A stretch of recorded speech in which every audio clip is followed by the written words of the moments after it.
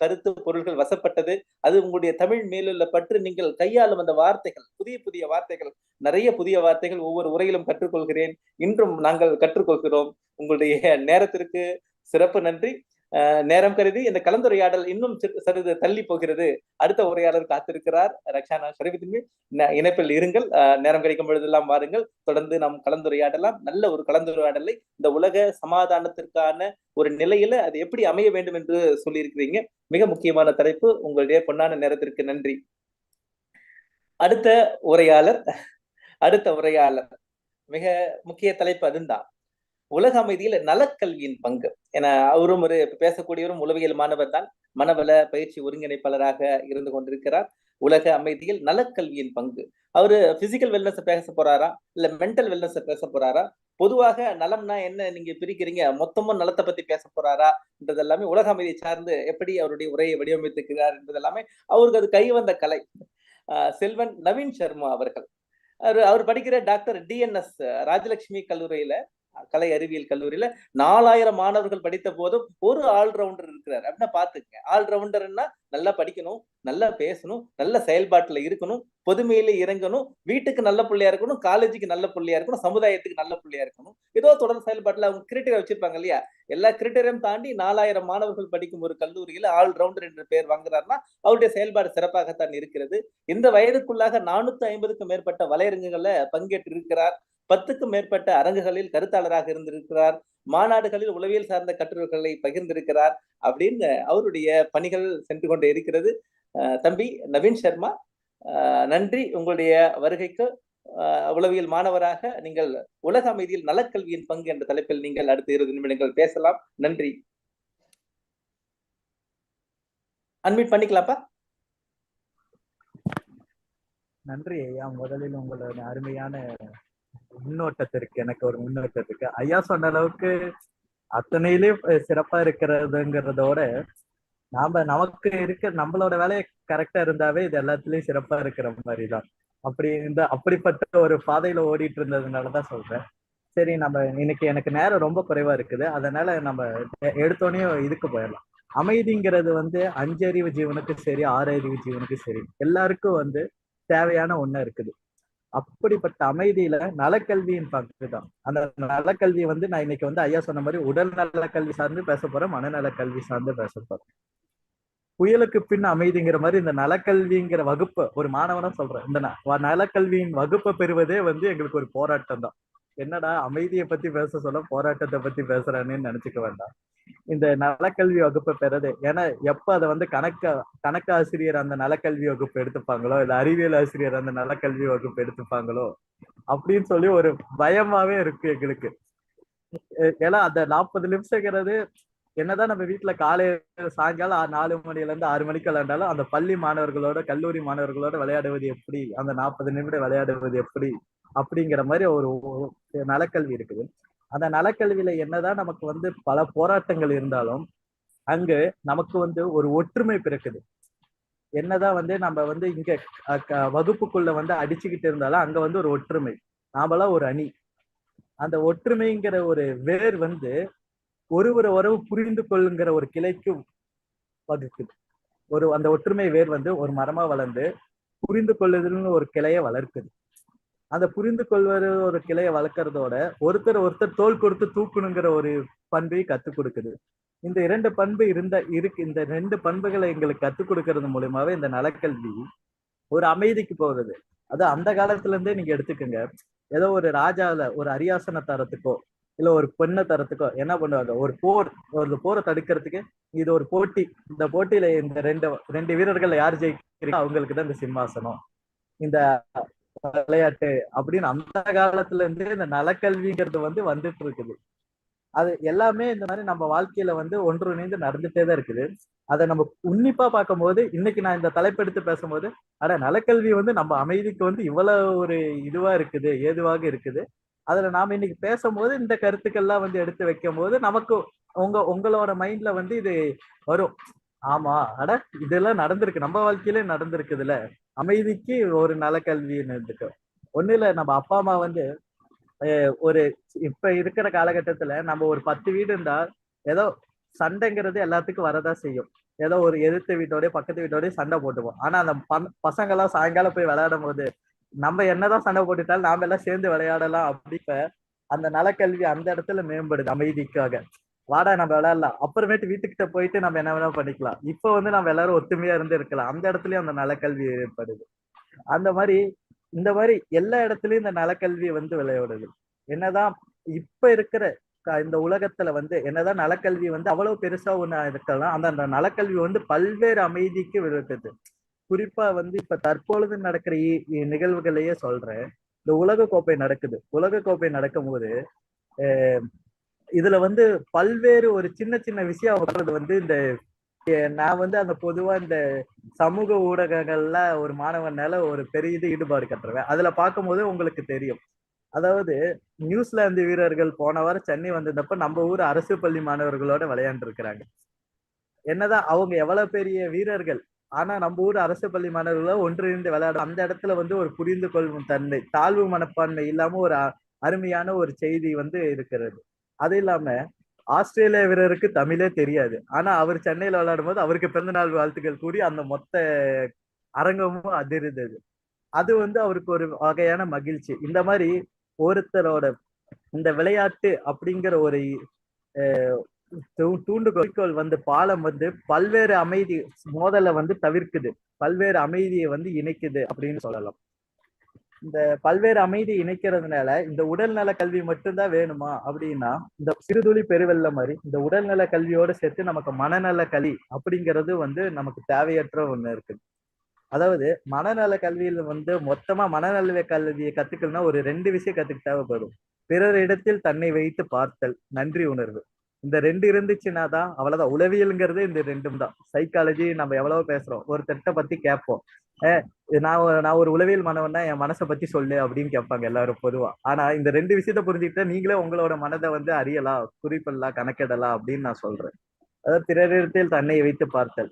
இது வந்து விளையாட்டு நலக்கல்வியில மட்டும்தான் வரும். ஏன்னா என்னதான் இவர்களுக்குள்ள ஒரு சண்டை இருந்தாலும் இந்த 11 பேர் இருக்கிற குழு வந்து ஒன்றா வந்து ஜெயிச்சா மட்டும்தான் அந்த விளையாட்டுல ஜெயிக்க முடியும். அப்படிங்கிறப்ப அந்த நலக்கல்விங்கிறது அங்கேயும் வந்து அந்த போராட்டம், வெற்றி தோல்விங்கிறது அடுத்தபடி.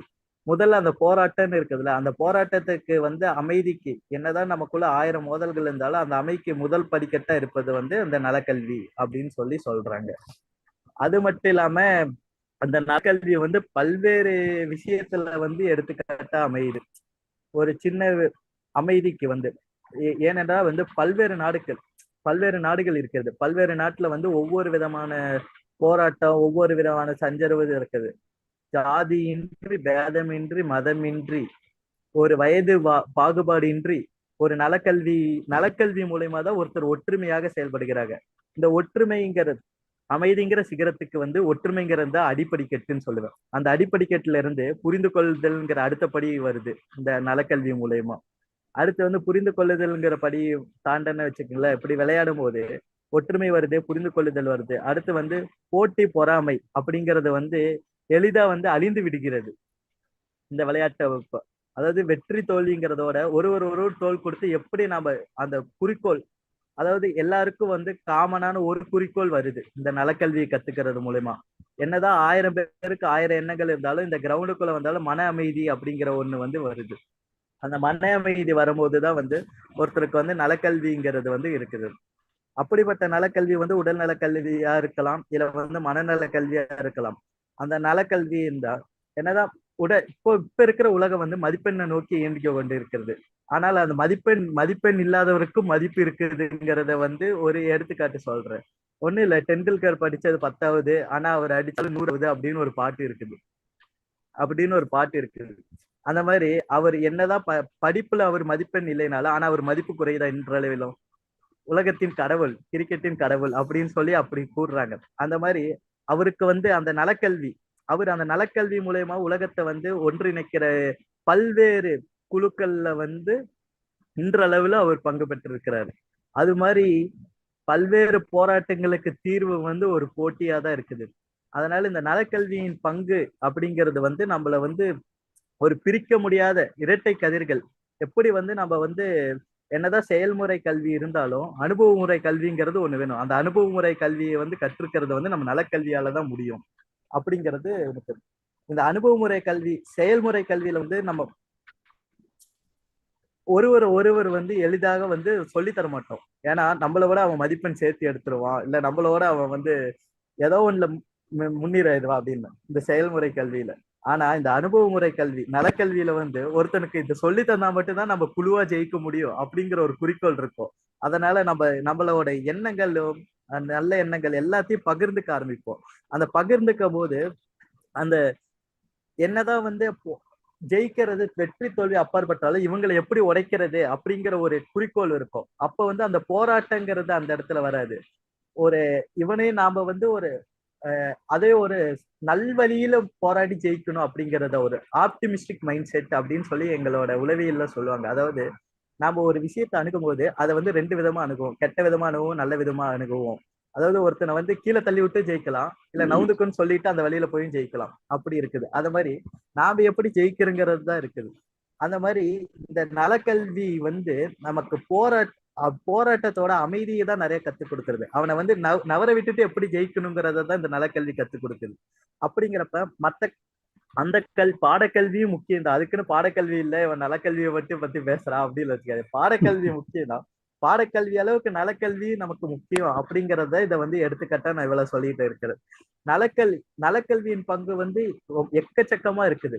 பாடக்கல்வியின் பங்கு வந்து சிறிதளவு இருக்குன்னா நலக்கல்வியின் பங்கு வந்து இருக்குது.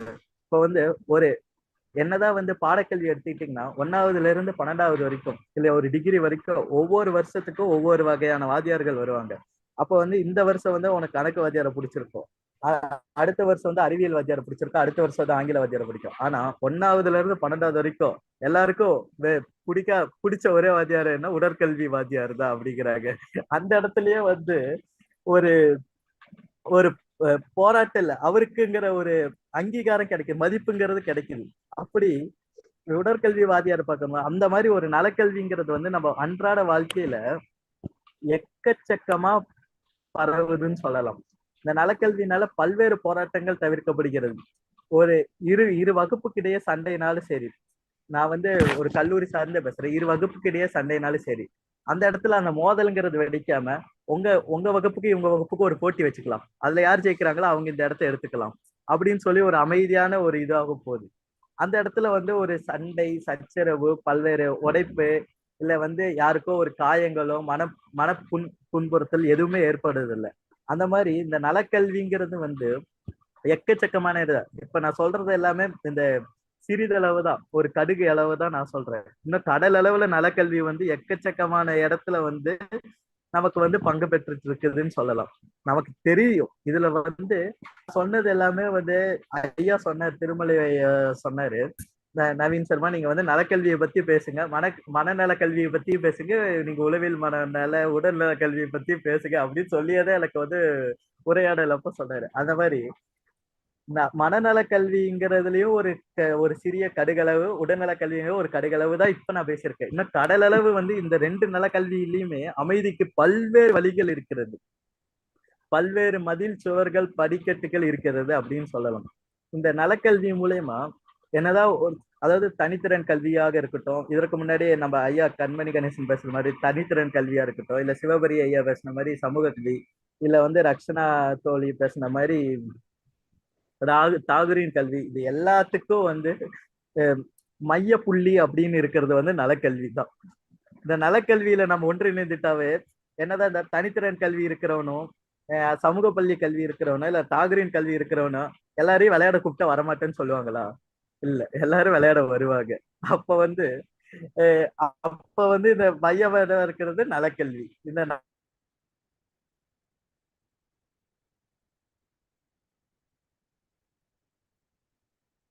நலக்கல்விதான் வந்து என்னதான் நமக்கு சின்ன விஷயத்திலே ஒன்றிணைக்குது.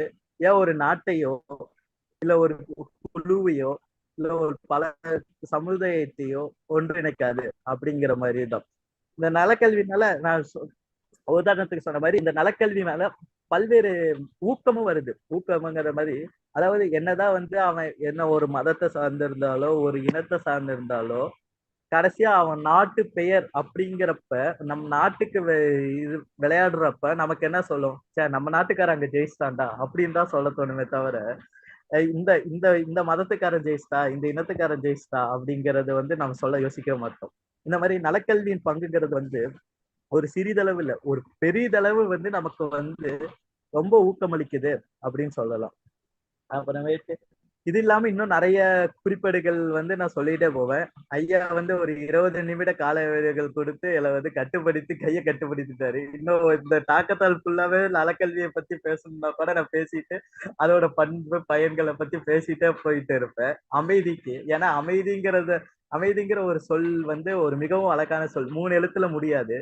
அது வந்து எத்தனை பேருக்கு அந்த 3 எழுத்து வந்து பல்வேறு மனங்களை ஊடுருவி அது வந்து எப்படி சொல்றதுன்னா ஒரு கயிறை கட்டி இணைக்கிற மாதிரி மூன்று சொற்கள் 3 மந்திரம் தான் வந்து நம்ம வாழ்க்கையே இணைக்குது. பல்வேறு சமுதாயத்தை ஒரு குழுவையோ இருவரையும் அமைதி இணைக்கும், ஒரு குழுவையும் அமைதி இணைக்கும், ஒரு நாட்டையும் அமைதி இணைக்கும். அந்த மாதிரி அந்த அமைதிங்கிற ஒரு சொல்லுக்கு வந்து இருக்கிற சக்தி வந்து ஒரு சிறிய இடத்துல அடக்க முடியாது, எக்கச்சக்கமா இருக்கும். அதனால இந்த அமைதியை வந்து கல்வியிலையும் பரப்பலாம், தனித்திறன் கல்வியிலையும் பரப்பலாம், சமூக கல்வியிலையும் பரப்பலாம். இப்படின்னு சொல்லி வாய்ப்பளித்தமைக்கு நன்றி கூறி விடைபெறுகிறேன். நன்றி, வணக்கம் ஐயா.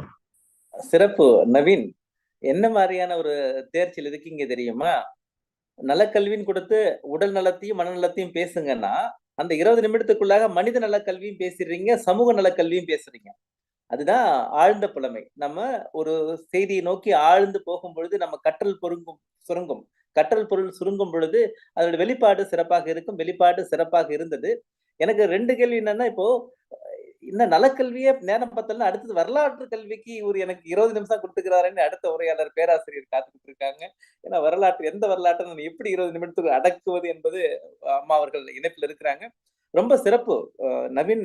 உங்க பேச்சை கேட்கும்போது எனக்கு ஒரு பிரமிப்பு வருது. ஏன்னா இந்த வயதுக்குள்ளார எவ்வளவு விதமான ஒரு செய்திகள். ஏன்னா இதெல்லாமே ஒரு 20-30 வருடங்கள் ஒரு உளவியலராக இருந்து அல்லது பயிற்சியில் மக்களோட மக்களாக பணிபுரிந்து பல்வேறு விதமான சவால்களை சந்தித்து வரும்பொழுது இந்த ஞானம் இருந்தால் அது சிறப்பிடும். ஆனா நீங்க 3ஆம் ஆண்டு படிக்கும் ஒரு உளவியல் மாணவர்னா எவ்வளவு தூரம் அந்த மக்களோட கலக்க முயற்சி பண்ணிட்டு இருப்பீங்க, எத்தனை விதமான நிலைகள்ல உங்களை உட்படுத்தி இருக்கீங்க. அந்த உட்படுத்துதல் தன்மை தான், அந்த உற்றுநோக்கல் தன்மை தான் உங்களை உருவாக்கி கொண்டிருக்கிறது. உங்களுடைய சிறந்த பணிகளுக்கு வாழ்த்துக்கள்.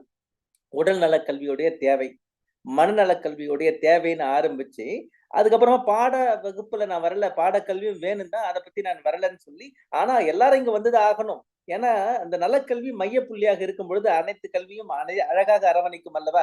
யார் வரமாட்டாங்க? அதனால அனைத்து கல்விக்குமான மையப்புள்ளி இந்த நலக்கல்வின்னு எல்லாருமே சமாதானப்படுத்துறீங்க. யாருமே வேணாம், சமாதானம் அடைஞ்சிருவாங்க. இங்கே யாரும் மறுக்க மாட்டாங்க, வெறுக்க மாட்டாங்க. இந்த சமாதானத்துக்குள்ள ஒரு சமாதானத்தை நீங்க கொண்டு வந்து அந்த நலக்கல்வி என்ன பண்ணும்? மோதலை தவிர்க்கும். மோதலை தவிர்த்தா சேதம் இல்லை, பொருளுக்கும் சேதம் இல்லை, உயிருக்கும் சேதம் இல்லை. அன்பு மேம்படும், அமைதி உருவாகும் அப்படின்னு அழகா எல்லா இடத்துலயும் பொருளுக்குள்ள பொருளா புரிந்து வைக்கிறீங்க. என்கேப்சுலேஷன் மாதிரி மாத்திரைக்குள்ளார திருக்குறள் மாதிரி ஒரு பொருளுக்குள்ள நிறைய பொருளை பொருத்தி 20 நிமிடங்களுக்குள்ளாக மிகப்பெரிய உரை, 20 நிமிடத்தில் பெரிய உரை வழங்கி இருக்கிறீர்கள். நவீன் சர்மாவுக்கு நன்றி. இது கலந்துரையாடல் நேரத்துக்காக எடுத்துக்கலாம். சரியாக 7:30 அளவில் முத்துலட்சுமி சகோதரி அவர்கள், தோழி நட்பவர்கள் இந்த அடுத்து அவருடைய தலைப்பில் தொடர்வார்கள். இது கலந்துரையாடலுக்கான நேரம். ஒரு பாரதிதாசனின் பாடலோடு சுகாதார வாழ்வு கலந்துரையாடல் செய்ய இருப்பவர்கள் நவீனோடும் ரக்ஷனாவோடும் கலந்துரையாட தயாராக இருக்கலாம். ஒருவருக்கும் ஒரு நிமிடம் கொடுக்கப்படும். சுகாதார வாழ்வு. நோயினை போய் அழிப்பாய். யாரு? பாரதிதாசன் சொல்றாருப்பா, நீங்க சொன்னதை. நோயினை போய் அழிப்பாய், 100 ஆண்டு வாழ்வாய். ஆயனன் நெஞ்சினில் வேண்டும் நல்வீரம், தேயத்தில் தேகத்தில் வேண்டும் சுகாதாரம். அசுத்தமும் இருட்டும் புறத்தும் நல்லகத்தும், அகற்றுக நீ தமிழா அனந்தம் உனை நத்தும். வாழ்க்கையின் நடுவே வர என்னும் சாவை, போக்கிட நோய்களில் அசுத்தத்தில் தீவை. அயர்வினில் தொடரும் துயரெனும் செய்தி, அறிவுலகனில் இல்லை ஏறடா அதன் மீதில்னு சுகாதாரம் எவ்வளவு முக்கியம்னு பாரதிதாசன் அவர்கள் முல்லைக்காடு என்ற ஒரு நூல்ல ஒரு பாடலாக வைத்திருக்கிறார். அதை வாசித்ததற்கு நான் மகிழ்ச்சி அடைகிறேன். கலந்துரையாடல் மேற்கொள்பவர்கள் மேற்கொள்ளலாம், பேசுபவர்கள் கருத்திடுபவர்கள் இது கருத்திடுவதற்கான நேரமாக நாம் அமைத்துக் கொள்ளலாம். வணக்கம். வணக்கம். அவையோர் அனைவருக்கும் என் முதற்கண் வணக்கத்தை தெரிவித்துக் கொள்கிறேன். இப்பொழுது இவ்வளவு நேரம் கல்வி ஏன் மாணவர்கிட்ட கொடுத்து உலக அமைதியை கொடுத்திருக்கும் போது ஒரு சின்ன கதையை சொல்லிவிட்டு ஒரு சின்ன பாடல் மட்டும் பாடுறதுக்கு வாய்ப்பு கொடுங்க. குரு என்ன பண்ணாரா, சீடனை வச்சு பாடம் நடத்திட்டு இருந்தாங்களாம். அப்ப அந்த குரு என்ன சொன்னாரா, இளமையிலே நீ அமைதியை உணர வேண்டும், அமைதியின் கல்வியை இளவயதிலே முயற்சிக்க வேண்டும் என்று குரு சொன்னாராம். அதுக்காக என்னாட்டு ஒரு மாணவன் அங்க இருந்திருக்கான் போல இருக்கு. நான் ஏன் இளமையிலே உணரணும், நீங்க எதுக்கு இளமையில உணரணும்னு சொல்றீங்க அப்படின்னு கேட்டாராம். அதுக்கு அந்த குரு சொன்னாராம், வெண்ணெய் எடுப்பவர்கள் என்ன பண்ணுவாங்களாம், சூரிய உதயத்துக்கு முன்னாடியே அந்த தயிரை கடைஞ்சிடுவாங்களாம். அப்பதான் அந்த வெண்ணெய் திரண்டு வருமா. அந்த சூரியன் வந்துட்டுனா என்ன ஆகுன்னா அது இலகி விடுமா. அது இலகி அது போல வராதாம், பந்து போல் திரண்டு வராதாம். வெயில் ஏற ஏற வெண்ணெய் இலகி விடும். அது போல பக்தி, அந்த ஆன்மீக அமைதி என்ன பண்ணுவா, இளமையிலேயே பல கல்வியில் படிக்கும் பொழுது, பல கல்வி முறையில் இப்ப பேசுறாங்களே ஒவ்வொருத்தரும் உலக அமைதியில் யோக கல்வி, கல்வியின் பங்கு, ஆன்மீக கல்வி, முனைவு கல்வி, வாழ்க்கை கல்வி, யோக கல்வி, நலக்கல்வி, இந்த மாதிரி ஒவ்வொரு கல்வியின் மூலம் அவங்களுக்கு புகுத்தினாதான் அவங்க என்ன பண்ணுவாங்க, கல்வியின் மூலம் அமைதியை அவங்க தேடி போவாங்களாம். அதுக்காக என்னன்னா முதுமை வர வர உலகம் என்ன ஆயிடுமா, விவாகாரம், அதாவது விவாகாரம், அந்த விவாதம் பண்றோம்ல அந்த நிலைமைக்கு போயிடுவோமா. அதனாலதான் இளமையில் கல்லுன்னு சொல்லிட்டு இதுல அழகா நம்ம திருமலை வாசன் ஐயாவும் கல்வியில அமைதியை பூத்திருக்காரு. ஏன்னா அந்த குருவை நான் சொன்னேன்ல, பழங்காலத்து குருவை இவர் சீடனா இருந்து பார்த்திருக்காருன்னு தான் இப்ப நான் நினைக்கிறேன். இல்லைன்னா இவ்வளவு தூரம் கல்வியில புகுத்த முடியாது உலக அமைதியை. அதனால நிச்சயமாக முதல் அமைதி மாநாடு, இரண்டாவது அமைதி மாநாடு, மூணாவது அமைதி மாநாடு கிட்டக்க வந்துட்டு, அதனால எல்லாருமே நிச்சயமா அமைதி மாநாடு வந்துடும். ஒரே ஒரு சின்ன பாடம், உலக அமைதி மாநாடு காணீர், உலக அமைதி மாநாடு காணீர், சத்தான சான்றோரே உலக அமைதி மாநாடு காணீர். இச்சைக்கினிய மது, இச்சைக்கினிய மது நமது இருவழிக்கு நல் வெளிச்சம். இது இச்சைக்கினிய மது நம் இருவிழிக்கு நல் வெளிச்சம். போராட்டம் புரட்சி எண்ணத்திற்குள்ளே நல்ல அமைதியான உள்ளம் உள்ளது. போராட்டம் புரட்சி எண்ணத்திற்குள்ளே நல்ல அமைதியான உள்ளம் உள்ளது.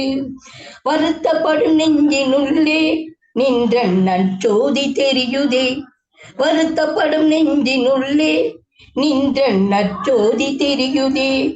சும்மா பேச்சு மட்டும் போதாது ஐயா, இங்கே சும்மா பேச்சு மட்டும் போதாது ஐயா, நம் சொற்பொழிவை பாடமாக்க வேண்டும் ஐயா, நம் சொற்பொழிவை பாடமாக்க வேண்டும் ஐயா, சும்மா பேச்சு மட்டும் போதாது ஐயா. ஆச்சரியமாய என்றோ இது, ஆச்சரியமாய என்றோ நமது ஆசை குமரல் இதுதானே. ஆச்சரியமாய என்றோ இது நமது ஆசை குமரல் இதுவே. சிந்திக்கும் திறனற்ற நிலை வெள்ள நீருக்குள் வீழ்ந்தவர் போலே, சிந்திக்கும் திறனற்ற நிலை வெள்ள நீருக்குள் வீழ்ந்தவர் போலே. போராட்டம் என்ற தீச்சுடரை வென்ற ஒளி, போராட்டம் என்ற தீச்சுடரை வென்ற ஒளி. கல்வி தேவியே நின்னில் நாம் விழுந்தோம், இன்று கல்வி தேவியே நின்னில் நாம் விழுந்தோம். வளரும் மாணவர்களுக்கிடையே நின்ற அமைதி காண முகம் தோன்றுதே, இன்றே வளரும் மாணவர்களுக்கிடையே நின்ற அமைதி காண முகம் தோன்றுதே. பல கல்வி முறையிலே நின்ற ஞான மொழியில் அமைதி நிலவுதே, பல கல்வி முறையிலே நின்ற ஞான ஒளியில் அமைதி நிலவுதே. காலநடையினிலே நின்றன் காதல் உலக அமைதி விளங்குதே, காலநடையினிலே நமது காதல் உலக அமைதி நிலவுதே, உலக அமைதி நிலவுதே, உலக அமைதி நிலவுதே. உலக அமைதி மாநாடு காணீர், சத்தான சான்றோரே இச்சைக்கினிய மது. இதுவே கல்வி திறனை வெளியில் கொண்டு வரும் இச்சைக்கிறைய மது நமது இருவிழிக்கு நல் வெளிச்சம். போராட்ட புரட்சி எண்ணத்திற்குள்ளே நமது நல்ல அமைதியான உள்ளம் உள்ளது. நல்ல அமைதியான உள்ளம் உள்ளது. வாய்ப்பளித்த அனைவருக்கும் மனம் மார்ந்த நன்றினை தெரிவித்துக் கொள்கிறேன். ஒவ்வொரு பேச்சாளர்களும் சத்தான முத்தான தமிழ் அழகாக அமைதியை நிலைநாட்டுவதற்காக பேசிய ஒவ்வொரு பேச்சும் இது நாடாவாக வெளியிட்டு அனைத்து மாணவர்களுக்கும் போய் சேர வேண்டும். அது நம்ம அனைத்து சான்றோர்களின் எண்ணமும் அதுதான். நிச்சயமாக உலகம் அமைதி அடையும். நன்றி ஐயா. வணக்கம்மா. உற்சாகமான வார்த்தைகளுக்கு, ஊக்க மொழிகளுக்கு நன்றி. உங்கள் வீட்டில் நீங்க வைத்திருக்கும் கொலுவின் குதூகலமும் ஒளியும் உங்கள் முகத்தில் தெரிகிறது. வாழ்த்துக்கள். உங்கள் முகம் வழியாக உங்களுடைய கொலுவின் பொலிவை நாங்கள் பார்க்கிறோம். வாழ்த்துக்கள். ரொம்ப மகிழ்ச்சி இந்த உற்சாக வார்த்தைகளுக்கு. நன்றி. நன்றிமா. அனைவருக்கும் சரஸ்வதி தின, விஜயதசமி தின வாழ்த்துக்கள். நன்றி. நன்றிமா. நன்றி. நன்றி. அனைவருக்கும் சரஸ்வதி விஜயதசமி தின வாழ்த்துக்கள். இதிலிருந்து இது நடத்துவது உலக அமைதி மாநாட்டுகள் தான். அதனாலதான் முத்தேவியர்களும் வந்து இருக்கிறார்கள். சரஸ்வதி, லட்சுமி அவங்க முப்பேரும் எனக்கு நேரம் இருந்தால், ஒரு நிமிடம் எப்பயாவது நேரம் இருந்தால் அந்த உலக அமைதிக்காக இந்த 3 பேரும் செய்ததை ஒரு 2 நிமிடம் சொல்லிவிடுகிறேன். 11 மணிக்குள் நேரம் கிடைத்தால். நன்றி. வாங்க. உங்க உமா பாரதி அம்மாலாம் வராங்க. நீங்க வாங்க. உங்க அந்த நேரத்துல வாங்க. காரை தமிழ்ச்சங்கம் மறுபடியும் வருது. வாங்க. அடுத்த கருத்தாளர். எனக்கு காலையில இருந்து நாம என்ன பண்ணோம், யோக கல்வியில ஆரம்பிச்சு ஆன்மீக கல்வி, திறன் கல்வி, தனித்திறன் கல்வி என்ற மாதிரியான பல்வேறு நிலைப்பாடுல நலக்கல்வி வந்திருக்கிறோம், ஊடக கல்வி வந்திருக்கிறோம். உலகில் உள்ள பல்வேறு விதமான கல்வி நிலைகளுடைய செயல்பாடு அமைதியை நோக்கி, தனி மனித அமைதியோ உலக அமைதியை நோக்கிய செயல்பாடு எப்படி இருக்குன்னு பார்த்தோம். ஆனா எல்லா விதமான நீங்க கல்விய பேசுங்க, பேசதான் முடியும். ஆனா வரலாறு அறியலைன்னா என்ன பேசி என்ன புண்ணியம்? ஏன்னா தன் வரலாறு தெரியறதா,